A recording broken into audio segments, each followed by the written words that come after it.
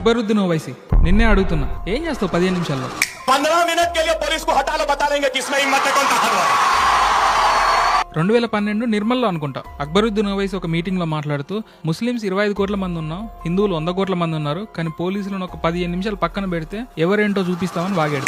మళ్ళీ అదే ఓవైసీ రీసెంట్ గా మహారాష్ట్రలో ఒక మీటింగ్ లో మాట్లాడుతూ 15 నిమిషాల్లో మీటింగ్ అయిపోవడానికి వస్తుందని సెటైరికల్ గా చెప్పి 15 నిమిషాలంటే ఇంకా వాళ్ళకి వణుకు పుడుతుందని చెప్పాడు. ఈ పనికిమాల మాటలు మాట్లాడినందుకే కదా తీసుకెళ్లి జైల్లో పడేస్తే 40 రోజులు చిప్పకుడి తిన్నావు. 15 కేసులు వేస్తే 10 సంవత్సరాలు కోర్టుల చుట్టూ తిరిగావు. అప్పుడంటే టెక్నాలజీ సరిగా లేదు కాబట్టి ప్రాపర్ ఎవిడెన్స్ లేదని కోర్టు నీ కేసు కొట్టేసింది. అయినా ఏం చేస్తావు ఆ 15 నిమిషాల్లో? ఏ కాలంలో బతుకుతున్నావు? కనీసం నీ ఓల్డ్ సిటీ ట్రాఫిక్ నుంచి అయినా బయటకు వస్తావా 15 నిమిషాల్లో? మళ్ళీ చెప్తున్నా, సనాతన ధర్మ యూనిటీ ఫామ్ అయి హిందువుల ఐక్యత త్వరలో వస్తుంది, ఎంతో దూరంలో లేదు. అప్పటి వరకే మీలాంటి వాళ్ళు ఇలా మాట్లాడుతూ ఉంటారు. హిందువుల యూనిటీ కోసమే చేస్తున్నా.